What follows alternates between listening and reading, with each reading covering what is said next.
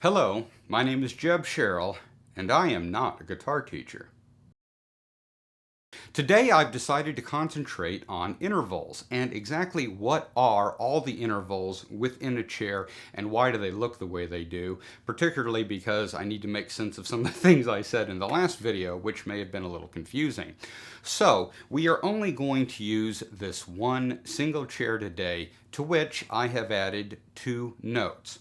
They may be a little bit hard to see because they're black, but I put some red around them, so hopefully they'll be a little easier to see. These are the two extra diatonic notes that we will later be adding into this, and the only reason I'm adding them in at the moment is so I can show you what all these intervals are and again why they are the way they are. So in previous lessons I've showed you how this is the root, the second, the third, the fifth, and the sixth. So why is that? Why are we skipping the fourth and where's the seventh? Well, they are these extra two notes right here. This is the fourth. This is the seventh. Root, second, third, fourth, fifth, sixth, and seventh, right up here at the top. Now, in case you're wondering why it's the lower seventh, there actually is another seventh, a higher seventh. The reason we're not using that is because this makes the shape easier. I call these thrones, and if you see them all in one chunk, you'll probably understand why. But where this is a chair, this whole thing is a throne. And when you add these extra two in, there are no holes left all over the fretboard. This whole fretboard is literally just made up of a whole bunch of thrones crammed together.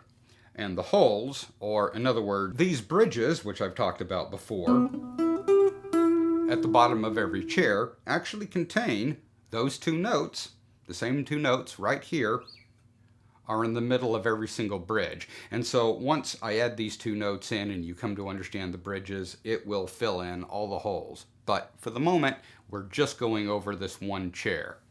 So we have the first, second, third, fourth, fifth, sixth, and seventh. Now this also works the exact same way for minor. That was major, first, second, third, fourth, fifth, sixth, seventh. Minor is just the opposite, like we talked about last week.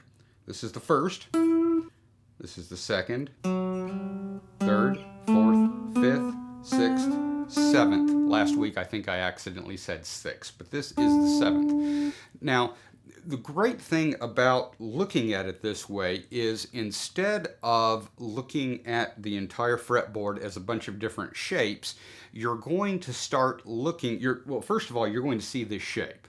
You're going to see this shape everywhere, and then what you're going to start to do is you're going to start to see how the other notes are in comparison to your root. And that's all you're going to do. You're going to look at a root and you're just going to see all the notes around it. For instance, if you're looking at this as a major chair, you will always know that the seventh will be right above it. Now the seventh is always going to be right above your root. The only difference is going to be the intervals. If it's major, it's 1. If it's minor, it's just 2 half steps or 1 whole step.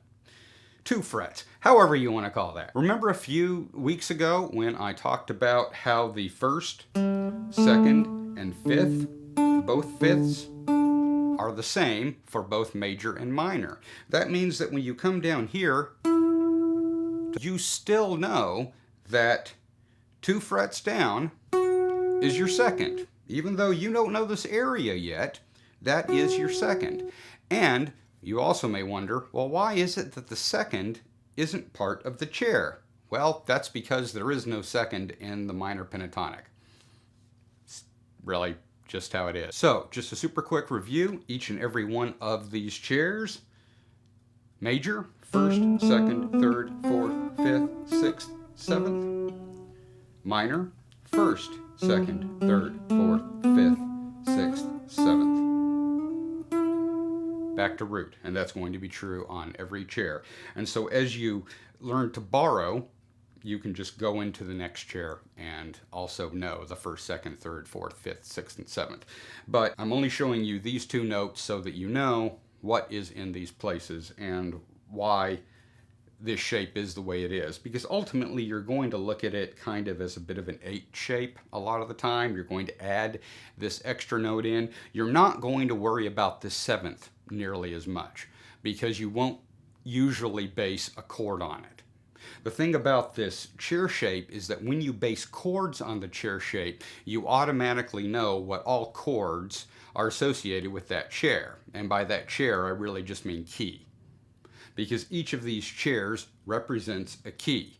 And so you'll just look at the chair, you'll know all the chords associated with that chair, and you'll also know all the scale shapes associated with that chair. But that is going to be another lesson. For now, my name is Jeb Sherrill, and this is the Chair System. Please like and subscribe. It really does help the channel. Thank you.